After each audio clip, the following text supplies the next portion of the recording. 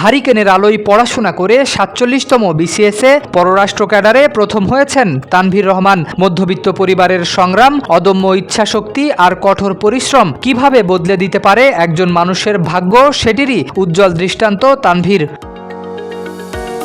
নেত্রকোনার একটি ছোট্ট গ্রাম, তখনও সেখানে বিদ্যুতের আলো পৌঁছায়নি। সন্ধ্যা নামলেই হারিকেন কিংবা মোমবাতির ক্ষীণ আলোই ছিল ভরসা। সেই আলোয় বই খুলে বসতেন এক স্কুল শিক্ষকের ছেলে তানভীর রহমান। ছোটবেলা থেকেই পড়াশোনার প্রতি ছিল গভীর আগ্রহ।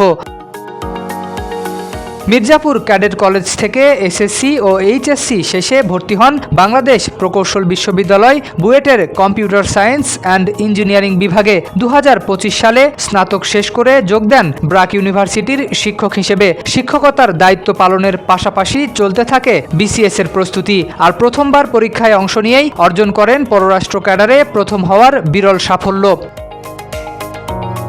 ছেলের এমন অর্জনে আবেগ ধরে রাখতে পারেননি বাবা আব্দুর রহমান। তিনি বলেন, আমি যা চেয়েছি আল্লাহ তার চেয়ে বেশি দিয়েছেন। তার মা রিনা পারভিন স্মৃতিচারণ করে বলেন, একটি ছোট্ট টিনের ঘরেই আমাদের সবকিছু ছিল। অনেক কষ্টের মধ্যেও তানভীর কখনো হাল ছাড়েনি। ওর শৃঙ্খলা আর পরিশ্রমী আজকের এই সাফল্যের মূল ভিত্তি। শরীফ উদ্দিন, ইত্তেফাক নিউজ।